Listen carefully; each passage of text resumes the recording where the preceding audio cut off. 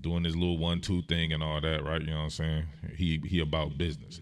Then the very next play, did they get discouraged and go away from the run? Nope. Same exact play. This time, right, they're running weak side and they want to cut back towards the strong side here, right? You got Jordan Davis, this still on the strong side right here, right, doing his thing. But then watch what happens this time. Sorry, y'all, I'm coming. Bang, boom, look at that. He gets ran to the damn near the concession stand and then 9 yards down the field. Right? If that was us, they would have gotten discouraged, and then it's time to look to pass or something like that, right? It's time to do some nut shit, right? Instead of nutting up, playing the line of scrimmage, establishing yourself, coming back right there, same exact scenario, right? Same exact scenario, this time with the left guard, and Jordan Davis is yoked up right there, yoked him up by his shirt lapel, and it ushered that man over there to the concession stand. Manungai cutting back off that side right there. Jordan Davis is unable to do his little joint that he did the last play, right? That stands out to me right there. That's being physical. That looked like us last year. Have we looked like us this year at all? What is our team identity? We're not a running team. We can't run the ball. I talked about having a happy Thanksgiving, right? Tank Bigsby, because you can see if that man's in the game, it's on, right? He didn't get a carry. This is a poor Thanksgiving, right? We had a poor Thanksgiving. Nothing to be happy about right here. Not establishing the line of scrimmage. Saquon Barkley it wasn't his worst game, right? It wasn't his best game, but it wasn't his worst game either. And we still tried to lean a little bit too much on the pass, despite the fact that we weren't really down that much the entire game, if at all, right? You know what I mean? One possession for the most part.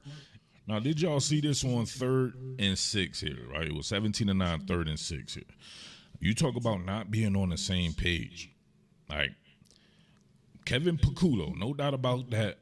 Right, I just don't understand like what we would do if we were to fire the guy. But if they had a plan in place and they thought that somebody could do something better, right, I'd be on board with it, right? But I'm just realistic about it. It's about to be week 14, and you're going to fire somebody when you're on a playoff chase, who is the offensive coordinator who's calling plays.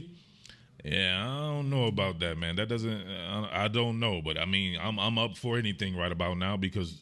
I mean, you got to have these guys prepared now. You want to put this on the players as well because, look, they showed, man, they backed out in the zone. If you're A.J. Brown here and you're a veteran, you know to sink under the zone here.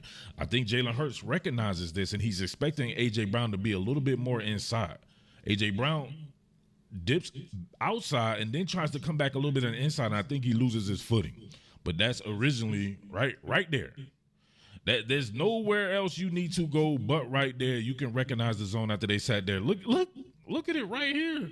Right here. He wants to, of course, like if he's throwing the ball right there, maybe, you know what I'm saying, the guy drives on him or whatever like that. But if he sat down right in the middle here, he gets the ball and he's running off right here. This is what I'm talking about. Are your guys prepared? He's drifted even further away.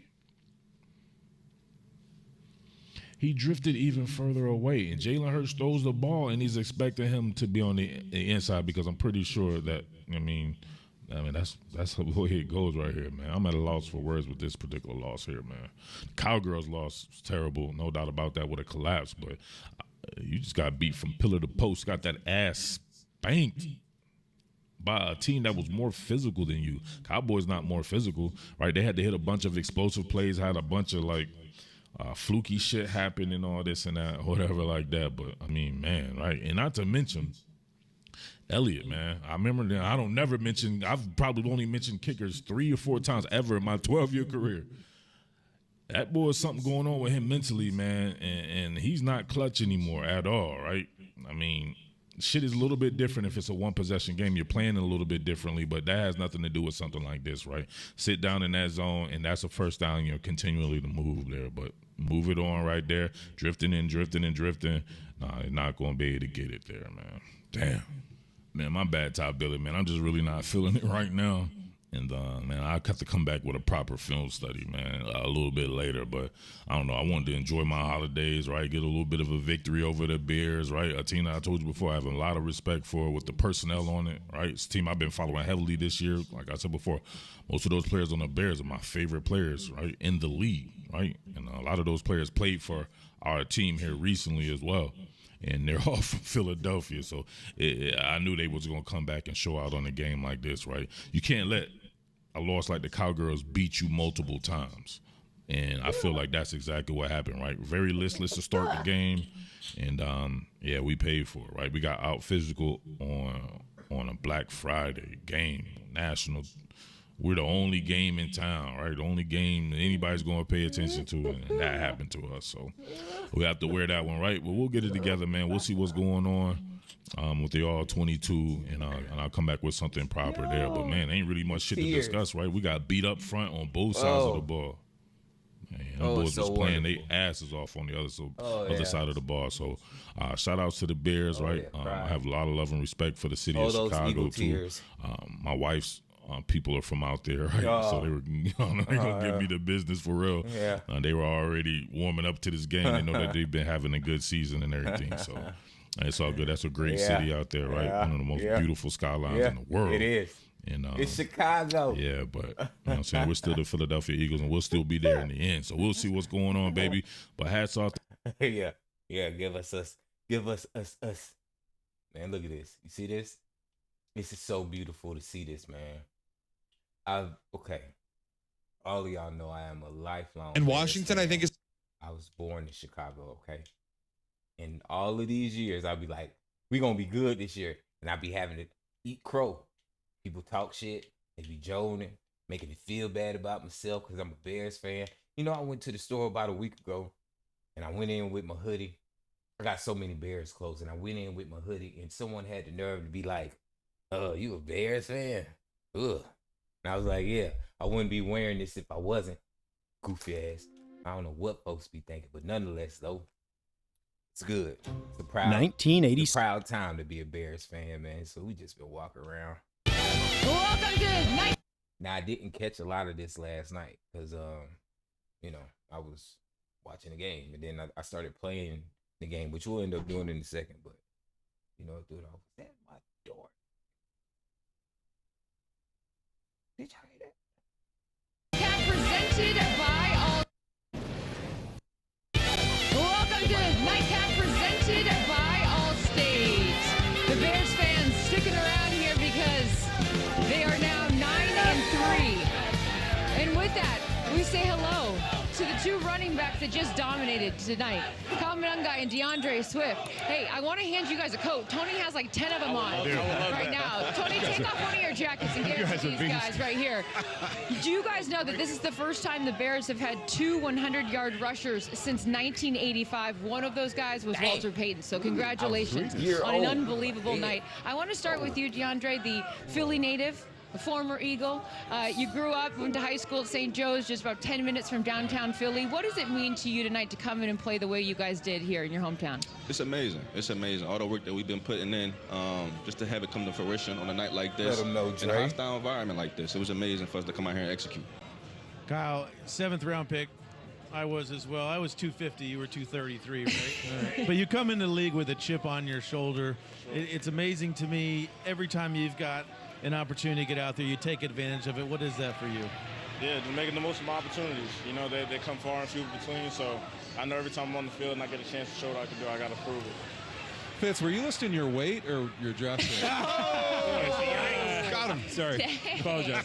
Yeah, Andre, let me ask you this, man. Let's talk about this O-line, man. We just said it. Came in tonight with a clear intention of how you guys are going to run the football. Talk about this group and how they've really grown over the year. That's exactly what we wanted to do. They should be up here with us right now. We go as far as they go. They was clicking on all cylinders today. Shout out to them and the receivers blocking downfield, man. I can't thank them guys enough. So all I keep hearing out of this camp is attention to detail. Everybody says attention to detail. What does that mean to you, and what does it mean? Because it just seems like every game you guys are executing down the stretch. And I'll talk it to you, DeAndre. That's everything. That's what Ben and all the coaching staff kind of wanted to implement in us when they first got here. The little things are big things. So that's what we work on every single day. If something doesn't look right and it's small, we repeat it. I mean, that's what's going to take us far. Sir. Yeah, well, you guys have been on a roll. Obviously, you beat Pittsburgh last week. You come out here and you beat the world champs. You can't choose your schedule. A lot of people were saying that you guys weren't playing against anybody. What does it mean to come out and perform the way you guys did today? And what do you think that does for you guys going forward? That's all outside noise, and we know that. So we can only control who we play. We don't choose the schedule. We just show up, we spot the ball, we play. I know you guys haven't been in the organization, right? So who cares what's happened before you guys got there, right?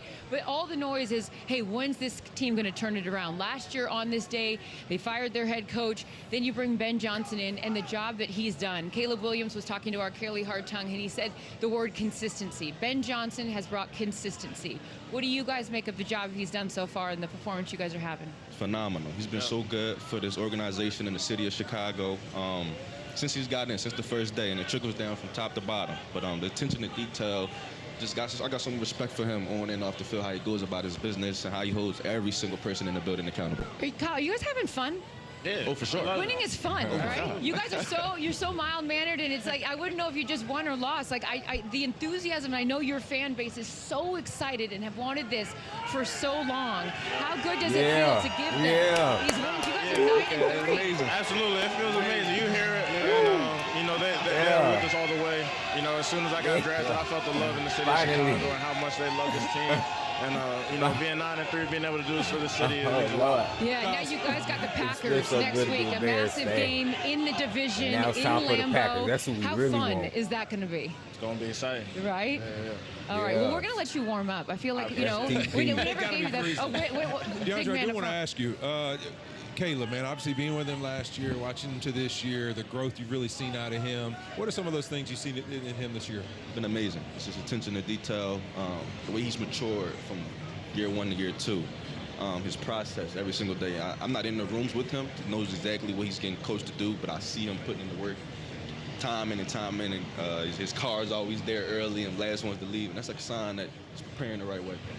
Hey, this is very serious and near and dear to my heart. Your brother, Kevin, played at Villanova, right? Yes, sir. Your former coach at Rutgers, Andy Orrick, is now the head coach at Harvard. Harvard's playing in their first ever playoff game at Villanova tomorrow.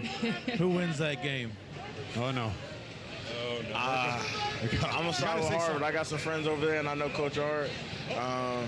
But You heard it here first. Yeah, and that goes to you too. I know you're alumni. Okay, I like that. Vince is going to be there. He says he's just sitting in the stands. I don't believe it. He's going to be on the sideline somewhere. All right, well. Yeah, that's awesome. Bear down, man. Y'all know what's going on, man. I got my coach out here taking his shirt off. Chicago. Y'all just beat the Philadelphia Eagles, not by a score or two. Well, the final score doesn't show you what really happened in the game. Right. Y'all beat them convincingly. Y'all went in there and just whooped them. Thank you. Defense played. Dog, they didn't even have to pass the ball. Do you realize they beat them on the ground, the running game? What did they almost had 300 yards and 286 and rushing the ball? That's insane. Now I know, first off, congratulations. Now I know this is about to be the best locker room video in history, man. And I've been doing this locker room videos for the last 2 years, but in my own time, throughout my whole NFL career, I'm acting like I'm a player, right? I've watched a lot of locker room videos, and this one about to go crazy. First and foremost, I want to show y'all something real quick, though. Now, remember they let CJ go for whatever reasons it might have been. I was paying attention to this matchup because I knew he couldn't wait to go home. So I wanted to hear what he's going to say, and I didn't need no regular reporter interview because you know he was going to give a political answer.